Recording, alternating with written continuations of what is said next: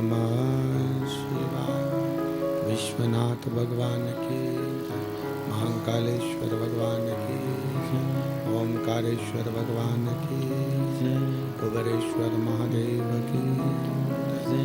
हर हर महादेव, हर हर महादेव, हर हर महादेव।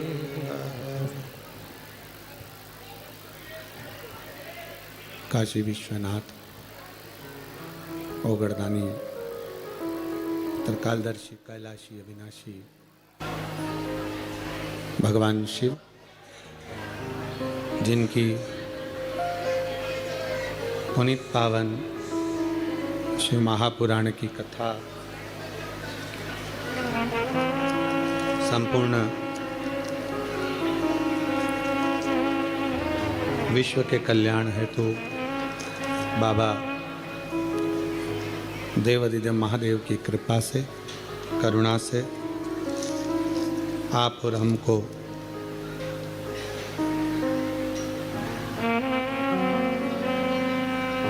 श्रवण करने का सौभाग्य प्राप्त हुआ है।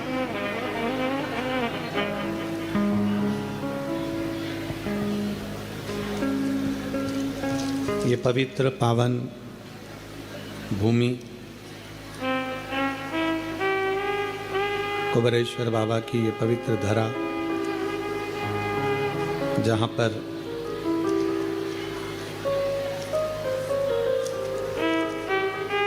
भगवान शिव की कृपा से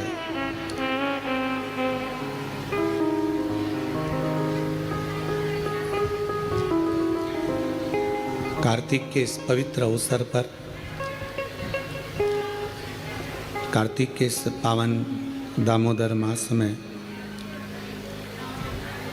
पवित्र पावन शिव महापुराण की कथा के माध्यम से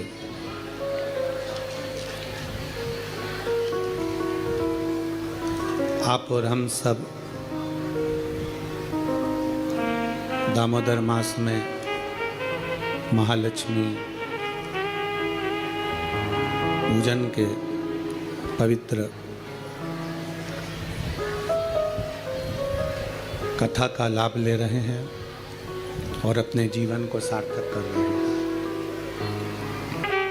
कल अपन ने कथा में श्रवण किया पीपल, बेलपत्र और आंवले के वृक्ष की पूजन का विधान,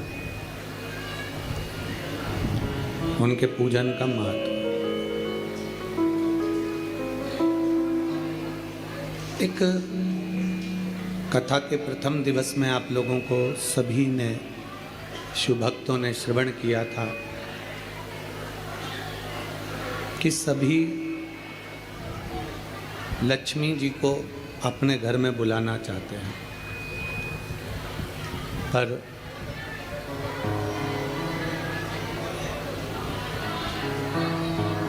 सभी माता लक्ष्मी को अपने घर में बुलाना चाहते हैं, पर कोई लक्ष्मी जी से पूछे कि वो कहाँ जाना चाहेंगे, कोई माता लक्ष्मी जी से पूछे कि वो कहाँ जाना चाहती हैं,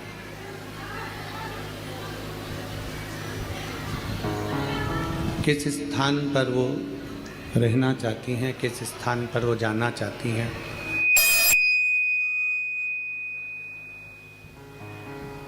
किस स्थान पर वो रहना चाहेंगी, किस स्थान पर वो जाना चाहेंगे।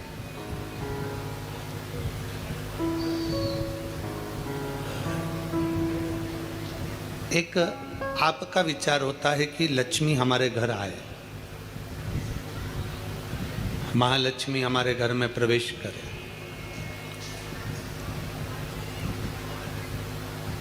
शिव जी से भी भगवान नारायण ने यही बार बार कहा कि मैं माता लक्ष्मी को देखकर, भगवान नारायण ने लक्ष्मी जी को देखकर ये बोला कि मुझे लक्ष्मी चाहिए, ये लक्ष्मी हमारी हो जाए, ये लक्ष्मी हमको प्राप्त हो जाए।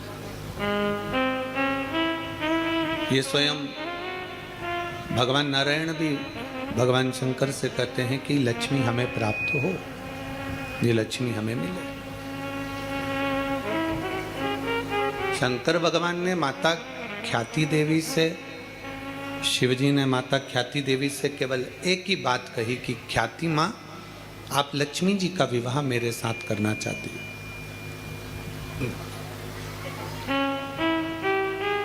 आप लक्ष्मी जी को मुझे परणाना चाहती हो, मेरे साथ में विवाह करना चाहती हो, पर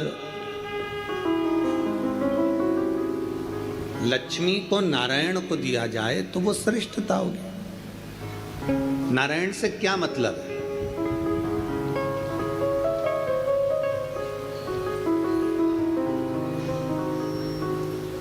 शिव महापुराण में भगवान शिव पंचायत के अंदर सूर्य नारायण भगवान बैठे हैं, शिव पंचायत के अंदर माँ दुर्गा भवानी बैठी हैं, शिव महापंचायत के अंतर्गत भगवान श्री गणेश जी बैठे हैं, शिव महापंचायत के अंतर्गत स्वयं शंकर बैठे हैं, शिव महापंचायत के अंतर्गत स्वयं भगवान नारायण बैठे हैं, भगवान विष्णु बैठे हैं।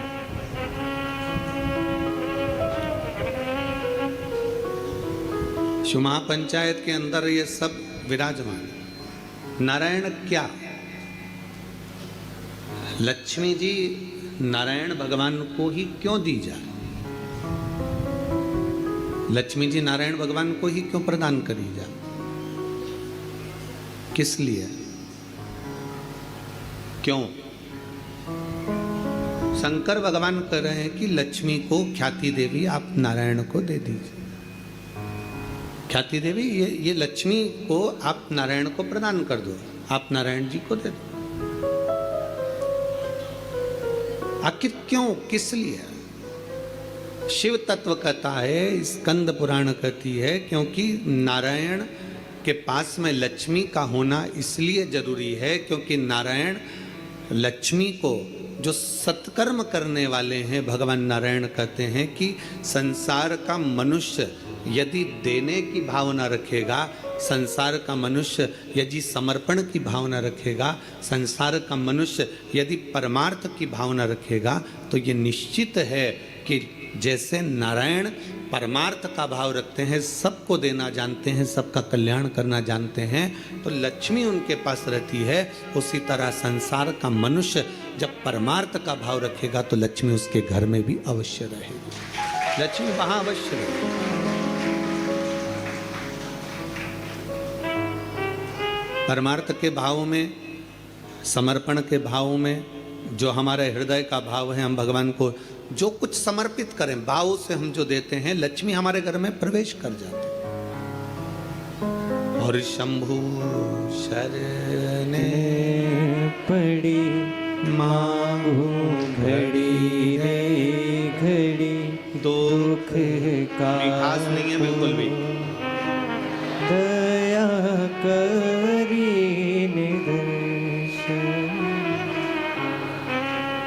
शंभु शरणे पड़ी मांगू घड़ी रे घड़ी, दुख काटो दया करी दर्शन।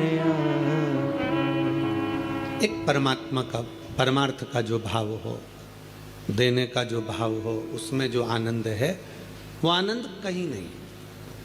तत्व कहता है,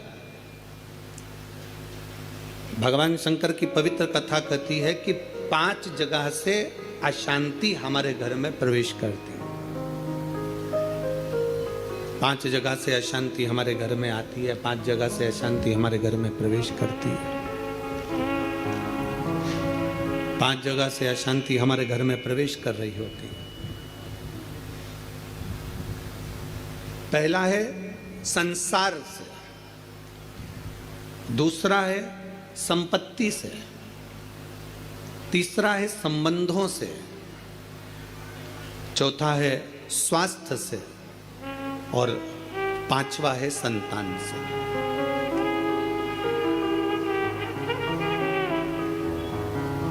इस कथा को समझिएगा जरा कि 5 जगह ऐसी है जहां से अशांति हमारे यहाँ प्रवेश कर रही है।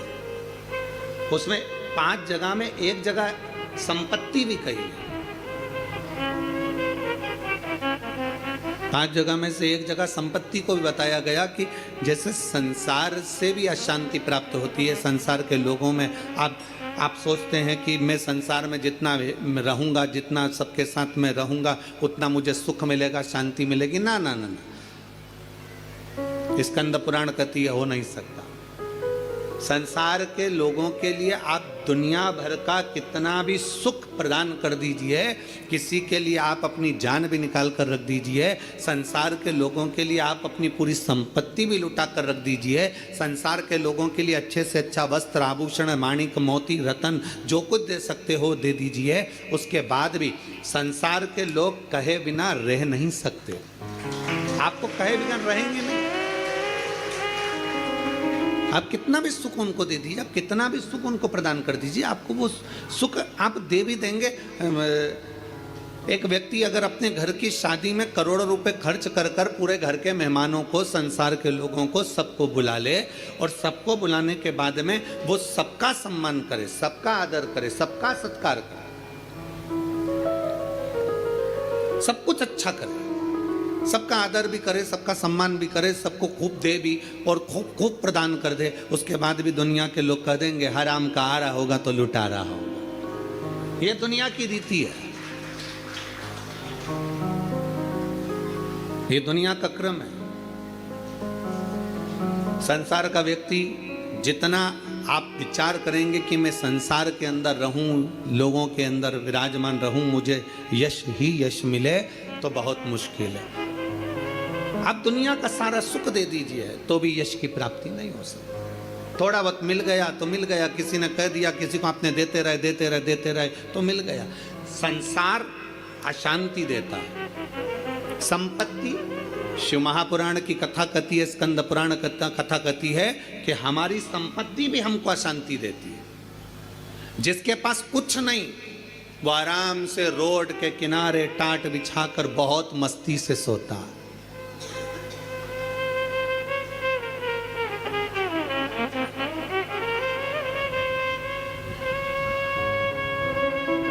और जिसके पास में बहुत कुछ है, सारी संपदा भरी पड़ी हुई है, सारी दौलत भरी पड़ी हुई है, सुंदर बंगला है, डनलप का गद्दा है, एसी भी लगा है, पलंग भी लगा है, नौकर चाकर सब कुछ लगे हैं, सब कुछ, तो भी उसको नींद नहीं आती है।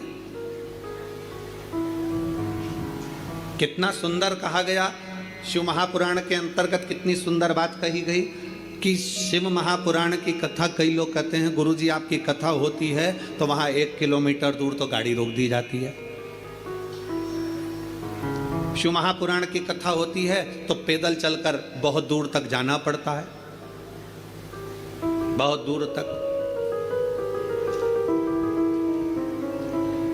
पर कोई किसी चिकित्सक से पूछे, कोई डॉक्टर से पूछे, कोई आयुर्वेद वाले से पूछे, कोई होम्योपैथिक वाले से पूछे, कोई योग गुरु से पूछे कि शास्त्र क्या कहता है, हमें स्वस्थ रहने का तरीका क्या बताता है, तो कहा सबसे सुंदर तरीका है स्वस्थ रहने का कि जितना पैदल चल सकते हो उतना जिंदगी में सुख प्राप्त कर सकते। अब भगवान भोलेनाथ जी की कथा सुनने के लिए आप लोग आते हैं, शंकर जी की कथा में आप लोग पहुंचते हैं, शिव पुराण में पहुंचते हैं, तो बाबा भोलेनाथ पहले ही तुम्हारे स्वस्थ रहने की व्यवस्था कर देता है।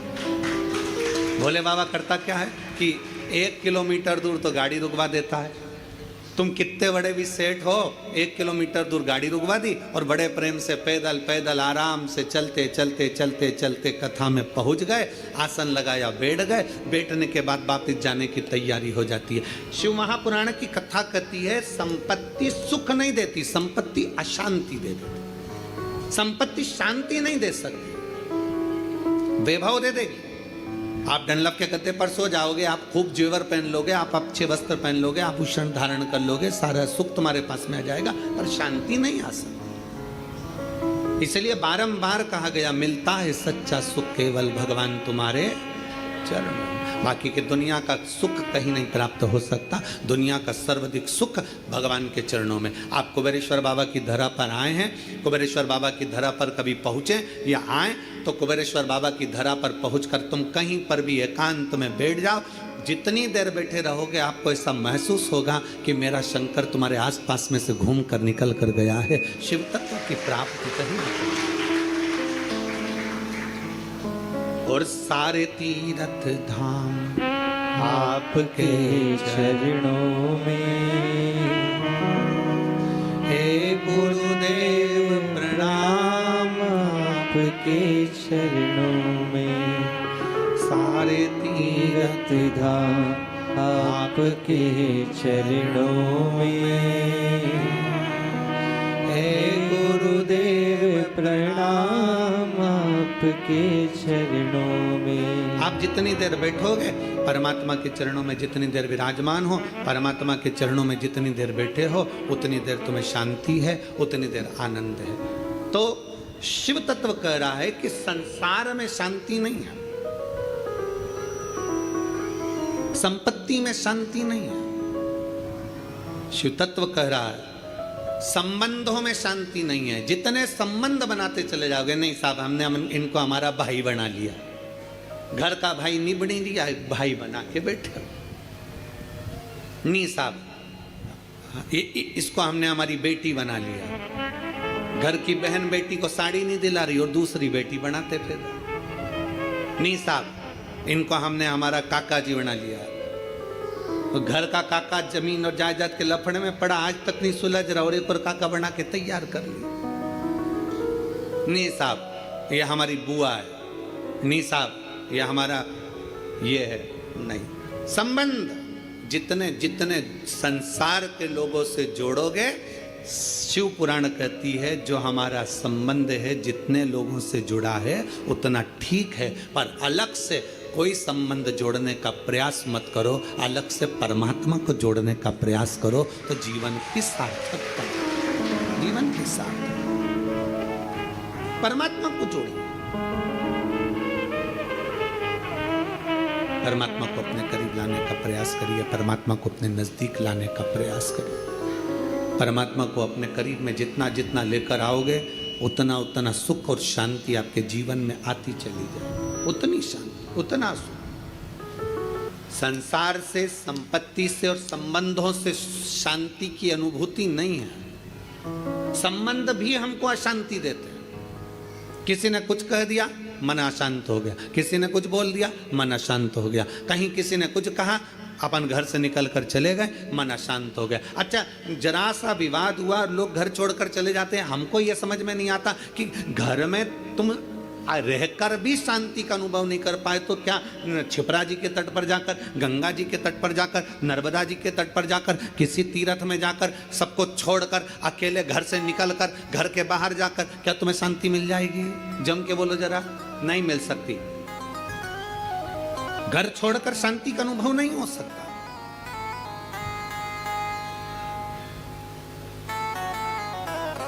संसार ने अशांति दी, संपत्ति ने अशांति दी, संबंधों ने अशांति दी, फिर अगली अशांति दी स्वास्थ्य ने।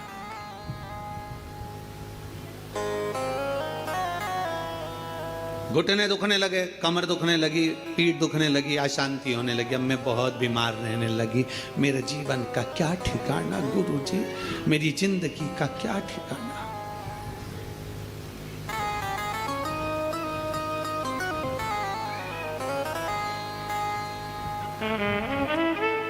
कभी अगर मौका लगे ना, एक बार भविष्य पुराण का अध्ययन करिएगा।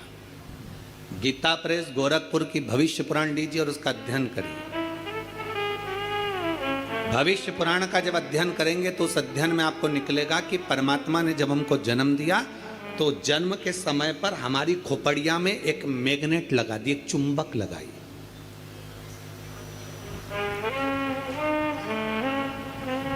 परमात्मा ने हमारी खोपड़िया में, हमारे मस्तिष्क में, हमारे भेजे में, हमारे सिर के अंदर, हमारे मस्तिष्क में एक चुंबक लगा। कभी अगर भविष्य पुराण पढ़ें तो उसमें अध्ययन करिएगा, हमारे मस्तिष्क में एक चुंबक परमात्मा ने जन्म के समय पर, पैदा होने से पहले, हमें बनाने से पहले, माता के गर्भ में जब हम पड़े हुए थे, हमारा मस्तिष्क बन रहा था तो इसमें एक चुंबक फिट कर दिया। इसलिए मरने के बाद जब अंतिम संस्कार होता है, अंतिम संस्कार में जब मुर्दा आधा जल जाता है तो उसकी खोपड़िया को फोड़कर कपाल क्रिया करी जाती है। आपके इधर करते कि नहीं करते वो हमको नहीं मालूम। हमारे इधर की रीति है, बांस में लोटा बांधकर उसमें घी भरकर उसके घर के बेटों से, उसके पोता पोती से वहाँ पर खड़ा करवा के पोते से खोपड़िया में वो डंडा पड़वा कर वहीं घी उंडेलवा कर डंडे को फेंक दिया जाता है, उस बांस को फेंक दिया जाता है। देखा है आप लोगों ने इसको?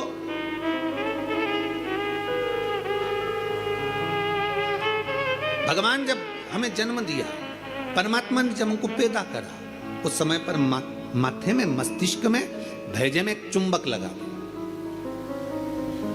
क्या करती है वो चुंबक? चुंबक का कार्य क्या है?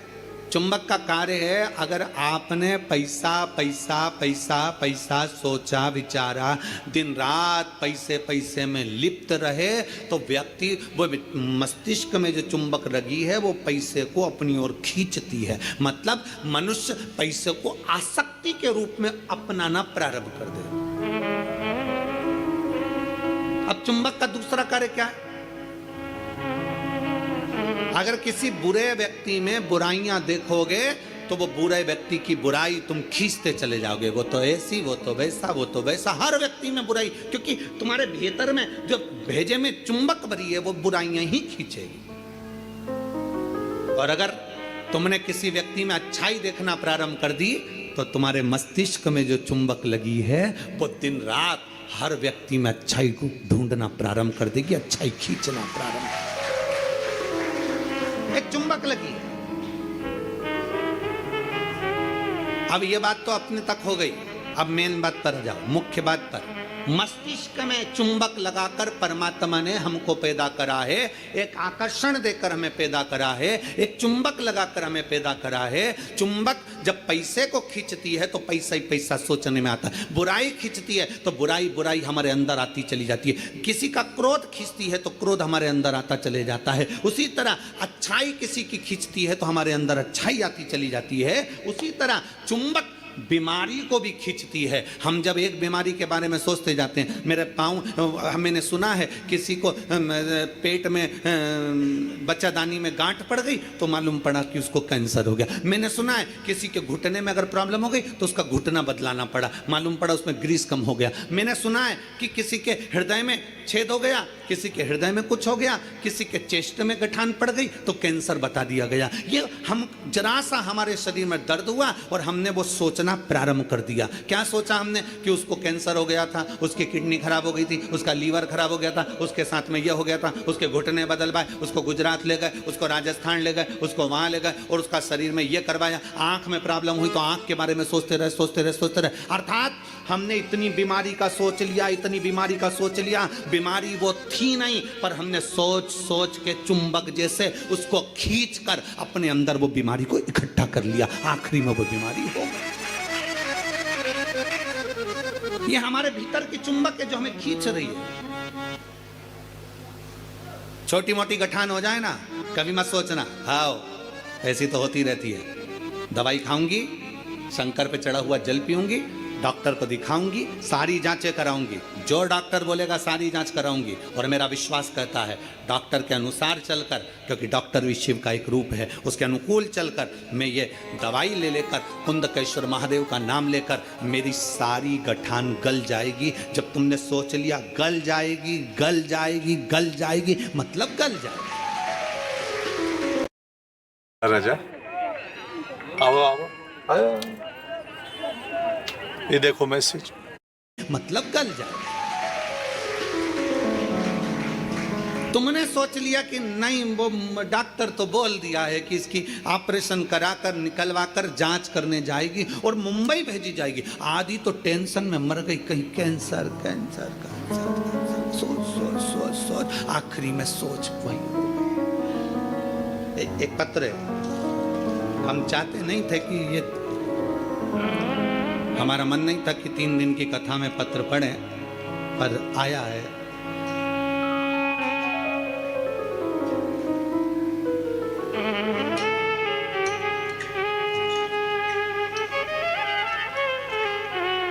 मैं किंजल, उम्र मेरी 13 वर्ष है, जालोर से आई हूँ। कहीं बैठी हैं? आप ही हैं बेटा?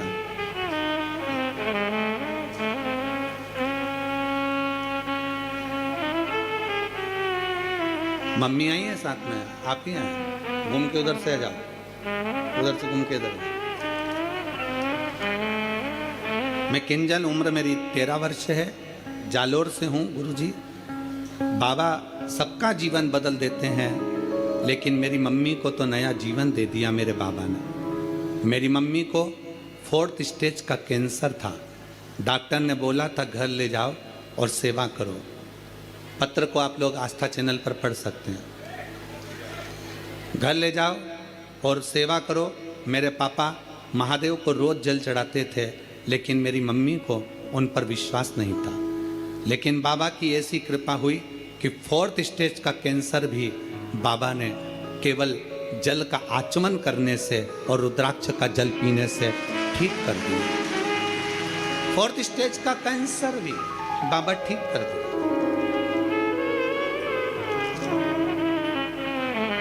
गुरुदेव 4th स्टेज के कैंसर पे डॉक्टर ने कह दिया इनको घर ले जाओ। हम घर तो लेकर आ गए, पर हम सीहोर आ गए और बाबा सीहोर आकर हमने यहाँ से रुद्राक्ष मांगा, रुद्राक्ष लेकर गए। फिर बाबा की ऐसी कृपा हुई कि 3 साल से आज तक हमें हॉस्पिटल जाने की जरूरत नहीं पड़ी।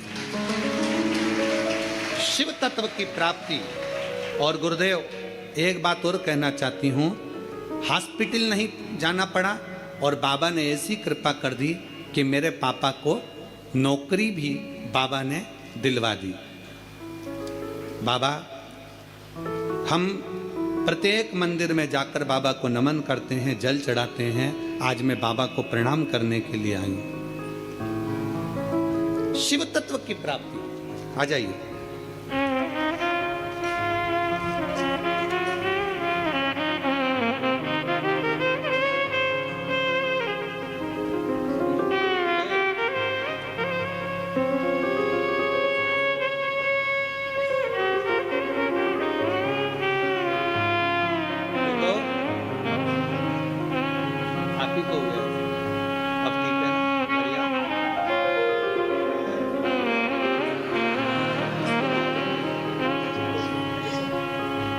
खुश हो जा, बिल्कुल ठीक है ना।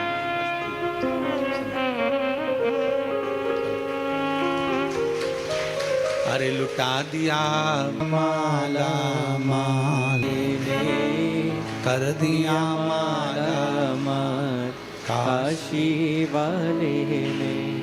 भेजे में परमात्मा ने इस मस्तिष्क के अंदर एक चुंबक लगाकर भेजी है।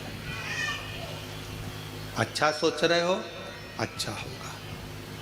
बुरा सोच रहे हो, बुरा होगा। किसका बुरा होगा? आप दूसरे का बुरा सोच रहे हो ना, उसका कभी बुरा नहीं होगा। बुरा किसका होगा? जो सोच रहे हैं हम, वो हमारा ही बुरा होगा। चुंबक लगी है इस मस्तिष्क में, इस भेजे में। घुटने में दर्द है ना, ये कभी विचार मत करो कि मेरा ऑपरेशन होगा, मेरा घुटना बदलना पड़ेगा, ये करना पड़ेगा, वो करना पड़ेगा। डॉक्टर से मिलो, डॉक्टर से दवाई भी लो, सब कुछ करो। पर यह विचार करो कि मैं डॉक्टर के पास जाऊंगी, भगवान का भजन करूंगी, शंकर के मंदिर जाऊंगी, एक लोटा जल चढ़ाऊंगी, बेलपत्र चढ़ाऊंगी और जल बेलपत्र चढ़ाकर उसका पान करूंगी और यह मेरा विश्वास कहता है कि मैं ठीक होऊंगी। मुझे घुटना बदलने की जरूरत नहीं पड़ेगी, मुझे कोई कार्य करने की जरूरत नहीं पड़ेगी और मैं ठीक हो जाऊं। यह मेरा विश्वास करता है।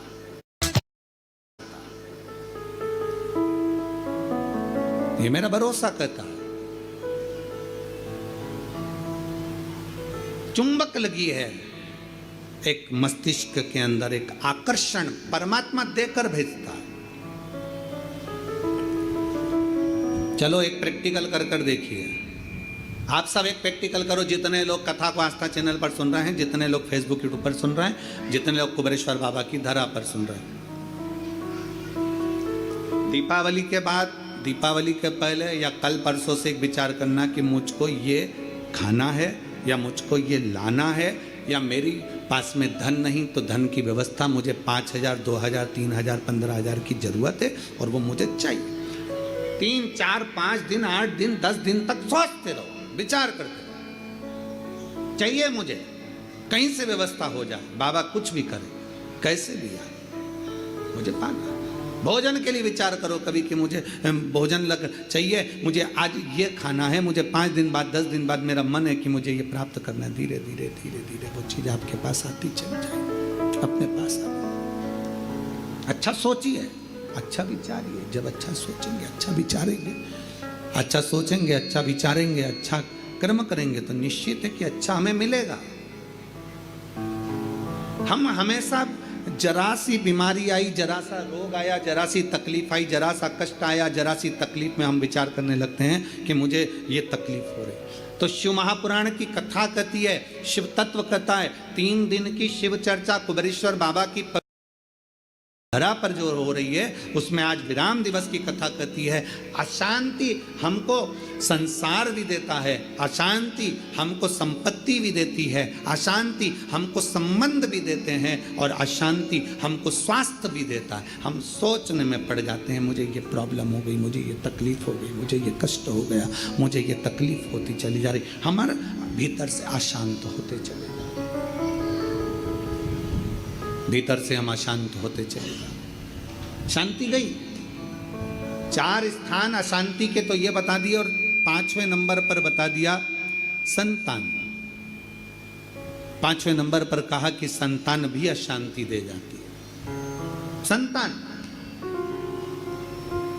इसलिए शिव महापुराण की कथा कहती है, पुत्र के लिए किया गया कर्म है और बेटी के लिए किया गया धर्म है।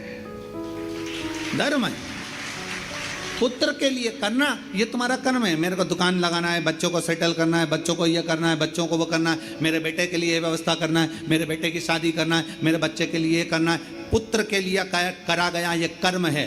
बेटे के लिए तुम लाखों की संपत्ति छोड़कर जाना, वो धर्म नहीं कहलाएगा। बेटे के लिए तुम दुनिया भर की दौलत छोड़कर जाना, वो धर्म नहीं कहलाएगा। पर बेटे के लिए अगर कुछ कर रहे हो, उसको अगर लैपटॉप दिला रहे हो, ये कर्म है। उसको मोबाइल दिला रहे हो, ये तुम्हारा कर्म है। तुम अगर बेटे के लिए जमीन कर रहे हो, ये तुम्हारा कर्म है। अगर बेटे को तुमने दुकान खोली, ये तुम्हारा कर्म है, क्योंकि तुम पिता हो, बेटे के लिए करना पड़ेगा। माँ अगर बेटे के लिए रकम बनवा रही है, ये कर्म है। बहू के लिए कुछ कर रहे हो, ये तुम्हारा कर्म है। बेटे के लिए जितना करा वो कर्म है। गाड़ी लाए, कर्म है, क्योंकि बेटे के लिए लाना पड़ेगी, बहुओं के लिए लाना पड़ेगी, मकान बनाना पड़ेगा, जमीन करना पड़ेगी, जायदाद करना पड़ेगी, ये सब कर्म की गिनती में आ गई। ये सब कर्म है। दुकान बनाओ बेटे के लिए, जरूरी है। जमीन करो बेटे के लिए, जरूरी है। मकान बनाओ बेटों के लिए, जरूरी है। बहू लाओ बेटों के लिए, जरूरी है। गाड़ी बंगला करो बेटों के लिए, जरूरी है। तुम्हारा कर्म है, करना ही पड़ेगा। पर बेटी अगर घर में आई और बेटी का अगर तुम लालन पालन कर रहे हो, बेटी को पढ़ा रहे हो, लिखा रहे हो, शादी कर रहे हो, विवाह कर रहे हो, उसको पढ़ा रहे हो, तो ये तुम्हारा कर्म नहीं है, ये तुम्हारा, जम के बोलो जरा, धर्म। इसलिए शिव महापुराण की कथा कहती है, कर्म और धर्म का लेवल बराबर लेकर चलना। अर्थात बेटे के लिए भी करो तो बेटी के लिए भी करते रहना, दोनों का लेवल बराबर लेकर चलिए। कर्म और धर्म के लेवल को बराबर लेकर चलोगे तो जिंदगी की सार्थकता सिद्ध हो जाएगी, तुम्हारा जीवन आनंदमय हो जाएगा। कर्म और धर्म के लेवल को बराबर बनाइए, बराबर। और मत बुरे कर्म कर बंदे, वरना पछताएगा। भगवान की आंखों से तू बच नहीं पाएगा, तू बच नहीं पाएगा।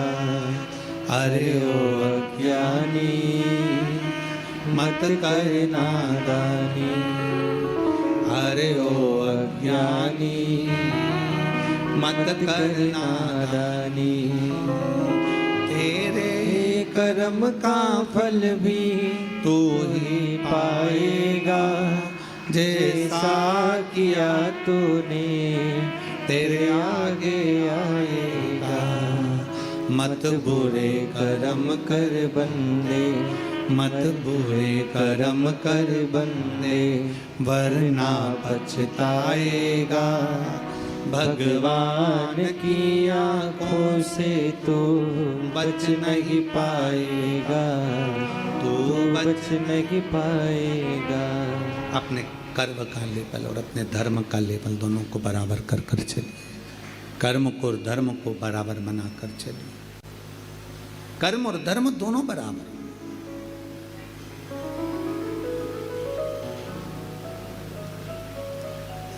संसार, संपत्ति, संबंध,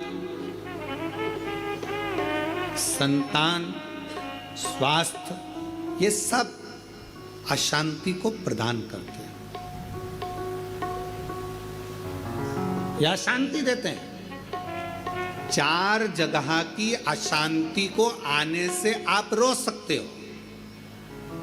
4 जगह से जो अशांति आ रही है ना, इसको आप रोक सकते हो। 4 जगह कौन कौन सी? संसार की अशांति आ रही है तो तुम संसार वालों से संबंध छोड़ दोगे, शांत होगा। संपत्ति से अशांति आ रही है तो ज्यादा ध्यान देना संपदा पर कि अब जो होगा देखा जाएगा, जितना मिल गया उतने में संतुष्टि है, तो तुम रोक सकते हो। अशांति आने से रुक जाएगी। संसार, संपत्ति, संबंधों से अगर अशांति आ रही है तो तुम संबंध थोड़े कम कर दोगे, रिश्तेदारी थोड़ी कम कर दोगे, अशांति आने से रुक जाएगी। स्वास्थ्य से भी तुम गोली दवाई लेकर अशांति को रोक सकते हो। पर जो 5वां नंबर है ना, संतान,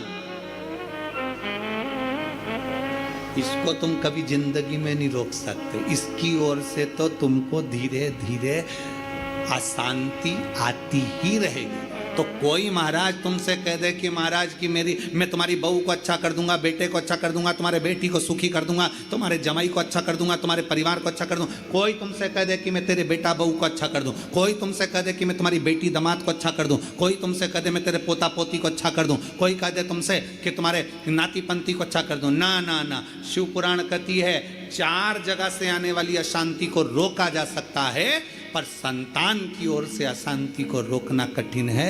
ये कभी ना कभी हर 15-20 दिन, 1 महीना, 4 महीना, 6 महीना, 1 साल, 1.5 साल, 2 साल में कहीं बेटों की ओर से, कहीं बेटी की ओर से, कहीं जमाई की ओर से, कहीं बहुओं की ओर से, कहीं पोता पोती की ओर से, ये थोड़ा ना थोड़ा आता रहेगा। ये थोड़ा ना थोड़ा प्राप्त होता रहेगा। अब जब थोड़ा ना थोड़ा प्राप्त होगा तो हमारे भीतर अशांति फिर जागे। तो करे क्या? फिर क्या करा जाए? क्या कर सकते? शिव महापुराण की कथा कहती है फिर एक चीज करिए। अशांति जब भीतर बार बार आ रही है, अशांति जब भीतर बार बार प्रवेश कर रही है, चाहे संतान से हो, स्वास्थ्य से हो, संपत्ति से हो, संबंध से हो, संसार से हो, 5 जगह से जब अशांति प्रवेश कर रही हो, तब शिव महापुराण की कथा कहती है कि बन सके तो कार्तिक महीने के अंदर जो पचवीगन आता है, पचवीगन जानते हो आप लोग, अभी आ रही है आपकी और हमारी दीपावली, पर इसके बाद में ये अमावस्या निकलने के बाद जब कार्तिक की पूर्णिमा आएगी, तो कार्तिक की पूर्णिमा के पहले से जो 5 दिन गिने जाते हैं, कार्तिक की पूर्णिमा के दिन 5वां दिन होना चाहिए। ये 5 दिन जो पचवीगन के गिने जाते हैं, इसको कहते हैं देव दीपावली। तो क्या करना है कि ये 5 जो अशांति आने के केंद्र हैं, जहां से हमें अशांति मिल रही है, कभी संसार वालों से, कभी संपत्ति से, कभी संसार से, कभी संबंधों से, कभी स्वास्थ्य से, कभी संतान से, ये 5 जगह से जो अशांति आ रही है, तो 5 दिन जो देव दीपावली के आते हैं उसका स्मरण करें। देव दीपावली के समय पर भगवान देव दीपावली के समय पर इसको साधने का प्रयास करें। देव दीपावली के जो 5 दिन हैं, उन 5 दिन में आप अपना क्रम, शंकर भगवान को जब जल चढ़ाने के लिए शिवालय की ओर जाओ, जाते हो रोज? सब लोग जाते हो? हर हर महादेव। 5 दिन जो देव दीपावली के होते हैं, उन 5 दिन में शंकर भगवान को जब जल चढ़ाने के लिए जाओ तो एक नियम ले लो कि 5 दिन में शंकर भगवान को जब जल चढ़ाने के लिए जाऊंगी तो शिव जी को जल चढ़ाने के लिए लेकर जाऊंगी, उससे पहले मैं आंवले के वृक्ष के नीचे थोड़ा सा जल छोड़कर, बेलपत्री के वृक्ष के नीचे थोड़ा सा जल छोड़कर, पीपल के वृक्ष के नीचे थोड़ा सा जल छोड़कर, उसके बाद अशोक सुंदरी वाली जगह, अशोक सुंदरी की जगह सब जानते हो, अशोक सुंदरी वाली जगह पर जल छोड़कर फिर गौरा पीठिका पार्वती जी का हस्तकमल उस पर जल छोड़कर फिर भगवान शंकर के ऊपर मैं जल समर्पित करूंगी। जल चढ़ाने का मुख मेरा उत्तर का होगा, अर्थात आप दक्षिण में खड़े होगे जल चढ़ाओगे तो उत्तर में बहकर जाएगा। 5 दिन अगर आपने ये 5 दिन का नियम धारण कर लिया शंकर को जल चढ़ाने का, तो ये निश्चित है 5 स्थान से जो हमें अशांति मिलती है मन में, पूरे वर्ष शांति बनी रहेगी, कभी क्लेश नहीं। संपत्ति से अशांति मतलब लक्ष्मी नहीं आ रही है, टेंशन बना हुआ है, कोई पैसा खा कर बग गया, कोई कुछ लेकर बग गया, कोई कुछ कर बग गया, उस शांति के लिए भी हमें मूल आंवले का वृक्ष, बेलपत्र का वृक्ष, पीपल का वृक्ष, अशोक सुंदरी का स्थान, माता पार्वती जी की पीठिका अर्थात हस्तकमल, और फिर दक्षिण में खड़े होकर शंकर के शिवलिंग को जल चढ़ाना, उत्तर की ओर जल बहकर जाना, भगवान शंकर से अपने मन की कामना करना। 5 दिन कार्तिक के महीने में पचवीगन में जो हम शंकर को जल चढ़ाते हैं, ये हमें भगवान शंकर की ऐसी कृपा होती है कि हमारे शिव की पंचायत के 5 देव हमारे 5 जगह से आने वाली अशांति को रोक देते हैं और हमें शांति प्रदान करते हैं, सुख प्रदान करते हैं। पचवीगन के 5 दिन शिव पंचायत के 5 देव हमारे 5 जगह से आने वाली अशांति को रोकने का प्रयास कर देते, रोकने का प्रयास करते, सुख का अनुभव करा देते। और मैंने तेरे ही भरोसे बाबा, तेरे ही भरोसे हवा बिच उड़ती जावांगी, डोर हथों छड़ना में कटी जावांगी। भोले मैं तेरी पतंग, शंभो मैं तेरी पतंग हवा बिच उड़ती जावांगी, बाबा डोर हथों छड़ना में कटी जावांगी। शिव तत्व कह रहा है भगवान शंकर को रिझाने का एक तरीका यह है, नारायण लक्ष्मी को नारायण को दे रहे हैं भगवान शिव, भगवान शंकर क्यों दे रहे हैं, उसका देने का कारण क्या है? क्योंकि नारायण के अंदर समर्पण है। दूसरे का दुख देखकर जो दुखी हो जाए, दूसरे का कष्ट देखकर जो दुखी हो जाए, दूसरे की तकलीफ देखकर जिसके अंदर दुख धारण हो जाए कि इसको ठीक तरीके से कुछ मिल जाए, वो नारायण कर सकते हैं। एक सुंदर चरित्र आता है शिव महापुराण में, एक बड़ा सुंदर चरित्र आता है। आप कार्तिक के महीने की ये सुंदर कथा का जो रसास्वादन कर रहे हैं, भगवान शिव की कथा का रसतत्व ग्रहण कर रहे हैं, दीपावली महापर्व को जो कुबेरेश्वर धाम की पवित्र भूमि पर श्रवण कर रहे हैं, एक सुंदर चरित्र आता है।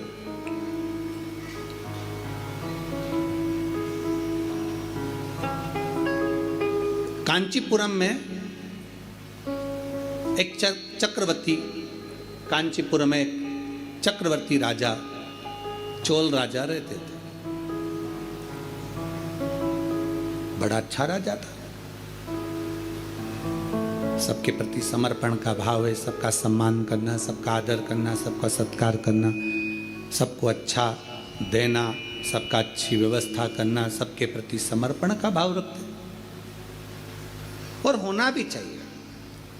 राजा का एक अधिकार है कि अपने क्षेत्र में जिस स्थान का, जिस क्षेत्र का राजा है, उस क्षेत्र में धर्म का प्रचार हो, ये राजा का सबसे बड़ा उद्देश्य होना चाहिए। अपने क्षेत्र में धर्म का ध्वज लहराता रहे, ये राजा का सबसे बड़ा उद्देश्य होना चाहिए। अब शास्त्र कह रहा है, चरित्र कर रहा है, शिव महापुराण का बड़ा सुंदर संवाद कर रहा है, शिव चर्चा कर रही है। एक सुंदर आनंद से कांचीपुर में चोल राजा रहते थे और चक्रवर्ती चोल राजा वहां निवास करते थे, जो आज भी चोल राज्य के नाम से प्रसिद्ध है। राजा जिस नगर में रहता बड़े आनंद से शिवालयों की पूजन कराना, धर्म का कार्य करना, सत्कर्म करना, भगवत भजन करना, नाम स्मरण करना, नाम उच्चारण करना और संपूर्ण क्षेत्रवासियों के कल्याण की बात करना। चोल राजा का निवास था। चोल राजा नारायण भगवान के भी उपासक थे और चोल राजा शिव के भी उपासक थे। ऐसा ही उस एक राज्य में, उस राज्य के अंतर्गत जैसे चोल राजा भगवान नारायण की आराधना करते हैं, जैसे चोल राजा भगवान शिव की आराधना करते हैं, वहीं पर एक ब्राह्मण रहता था जिसका नाम था विष्णुदास, जिसका नाम विष्णुदास था। विष्णुदास जिसका नाम, और वो भी भगवान शिव की आराधना करने वाला, भगवान नारायण की आराधना करने वाला, भगवान की अविरल भक्ति में डूबने वाला, भगवान की अविरल भक्ति में डूबा।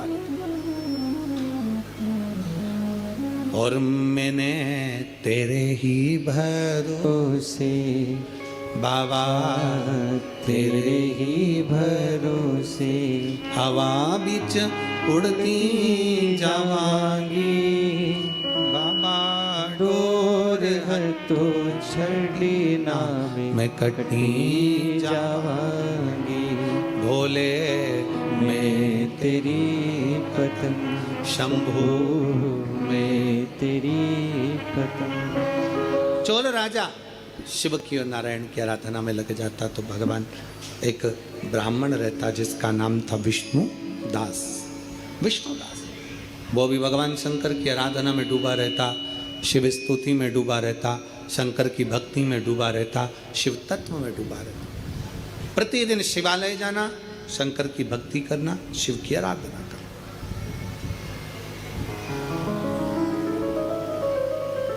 भगवान शंकर की अविरल भक्ति में डूब जाना और दिन प्रति भगवान शिव के नाम का स्मरण करना। श्री शिवाय नमस्तुभ्यं, श्री शिवाय नमस्तुभ्यं, श्री शिवाय नमस्तुभ्यं, श्री शिवाय नमस्तुभ्यं, श्री शिवाय नमस्तुभ्यं, श्री शिवाय नमस्तुभ्यं, श्री शिवाय नमस्तुभ्यं, श्री शिवाय नमस्तुभ्यं, श्री शिवाय नमस्तुभ्यं, श्री शिवाय नमस्तुभ्यं, श्री शिवाय नमस्तुभ्यं, श्री शिवाय नमस्तुभ्यं। विष्णुदास शिव की आराधना में डूबा रहता, शंकर की भक्ति में डूबा रहता। एक बार चोल राजा भगवान शंकर के मंदिर में आए और शिवजी के मंदिर में आकर, नारायण के मंदिर में आकर उन्होंने ढेर सारे हीरे जवाहरात मोती माणिक सब चढ़ा, सब कुछ समर्पित कर दिया। माता लक्ष्मी का पूजन करते हो दीपावली पर, ऐसा कोई घर नहीं, सनातन धर्म में ऐसा कोई घर नहीं जहां माता लक्ष्मी का पूजन नहीं होता दीपावली पर। 31 अक्टूबर को जब आप माँ लक्ष्मी का पूजन करोगे, माता लक्ष्मी की जब पूजन करो, जैसी आपके यहाँ पूजन होती है, जैसे आपके पूर्वज करते आए, जैसे आपके घर के ब्राह्मण देवता, जैसे आपके नगर के ब्राह्मण देवता जिस भाव से पूजन कराते हो, ब्राह्मण पूजन कराने आते हो तो ठीक, ना आते हो तो आपके घर में आप स्वयं जैसे माता लक्ष्मी का पूजन करते हो वैसे करो। पर 2 दिन जो आपने धनतेरस पर जो सिक्का रखा है थाली में, वैसा की वैसा ही सिक्का आपने रूप 14 के दिन थाली में रखा है, वही की वही थाली दीपावली के दिन भी पूजन में जैसी आप पूजन जमाते हो वैसे की वैसे ही जमाओ, जैसे करते हो वैसे की वैसे ही करो। पर साथ में वो पूजन की थाली एक पाटे पर लाल वस्त्र बिछाकर, चौक पूर कर, बड़े प्रेम से अन्न का दाना रखकर वो थाली वापिस रखो। वापिस रखिए। और दीपावली के दिन भी वैसी की वैसी ही पूजन करना है। आप अपनी पूजन जैसे करते हो वैसा करो, पर साथ में वही कंकु, चावल, रोली, मोली, हल्दी सब चढ़ाकर भगवान को बड़े प्रेम से जो सिक्के रखे हैं उन सिक्कों की पूजन वैसी की वैसी करना है जो 2 दिन से आप करते आ रहे हैं। बस इतना याद रखें कि दीपावली के दिन जो आप लक्ष्मी का पूजन करें उसमें लक्ष्मी जी के सीधे हाथ की ओर घी का अखंड दीप, लंबी बत्ती का, और लक्ष्मी जी के उल्टे हाथ की तरफ तेल का, लंबी बाती का अखंड दीप जलाना। अखंड दीप माता लक्ष्मी का जलाना। लक्ष्मी जी के उल्टे हाथ पर काय का दिया आएगा? जम के बोलो, तेल का, लंबी बाती का, और सीधे हाथ पर काय का आएगा? घी का दिया। दोनों दीप अखंड जलाना है, जो रात्रि को जलें सुबह तक वो जलते रहें, ऐसा दीप पर ध्यान देना है। और माता लक्ष्मी की पूजन कर कर जो सिक्के आपने रखे हैं उस पर 5 या 7 कमलगट्टे, हल्दी की गठान, अमरबेल के टुकड़े। पर इस पूजन में आपको हरी मूंग, खड़ी जो मूंग आती है हरी, उसको भी थोड़ा सा समर्पित करना है, और खड़ा धना और गुड़ की थोड़ी सी डली ये भी समर्पित करना है। जो कमल का पुष्प हो, जो पुष्प आपके पास में हो लाल कलर का, वो माता लक्ष्मी को समर्पित करना है। चावल सफेद नहीं, पीले कलर कर भगवान माता लक्ष्मी को समर्पित करना है। हल्दी और कुंकु माता लक्ष्मी को समर्पित करना है, और माँ को भोग लगाकर बड़े प्रेम से माता की आरती कर कर, झोली पसार कर प्रणाम करना है। प्रणाम कर कर जब आप पूजन पूर्ण हो जाए, बड़े प्रेम से आनंद से आप लोग भोजन आदि सब करने के बाद में रात्रि का जो समय रहे, दीपावली की रात्रि का 11 बजे के बाद 11:30 से लेकर 12:30 के बीच में प्रयास करना कि किसी भी एक वृक्ष के नीचे, या तो पीपल या बेलपत्र या आंवला, किसी भी एक वृक्ष के नीचे रात्रि के समय पर जाकर एक दीप अवश्य लगाना घी का, और वापिस लौट कर आकर प्रयास करना कि कोई एक सिक्का, कोई भी 1 रुपया 2 रुपया, कोई भी घर में चारों तरफ घुमाने के बाद वो सिक्का अपनी अलमारी में, तिजोरी में या दुकान में जिसमें आप रख सकते हो उसको रखना। फिर अगले वर्ष आपसे बात करेंगे कि वो तिजोरी खाली तो नहीं हुई, बाबा ने भंडार भर कर रखा कि नहीं, उसने भरा कि ना भरा। प्रयास करें। लक्ष्मी पूजन का बस पूजन जैसे करते हो, आपके जैसे ब्राह्मण ने बता दिया, जैसे माता पिता ने बता दिया, जैसे पूर्वजों ने बता दिया, जैसे घर में करते आए हो वैसी की वैसी लक्ष्मी पूजन करो। ज़्यादा ढोंग प्रपंच में नहीं पड़ना, किसी ने कहा ऐसा कर दो ना, किसी ने कहा वैसा कर दो ना। अपने आनंद के साथ आप लक्ष्मी की साधारण पूजन जैसे करते आए हो वैसी की वैसे करो। बस वो सिक्के की पूजन आपको 5 दिन तक करना है। तो दीपावली के दिन कौन सा दिन हो जाएगा? 3रा दिन पूर्ण हो जाएगा। फिर पड़वा के दिन का नियम, फिर दूज के दिन का नियम अभी अपन कथा में सुनेंगे। नियम से धारण कर कर माता लक्ष्मी का स्मरण करिए।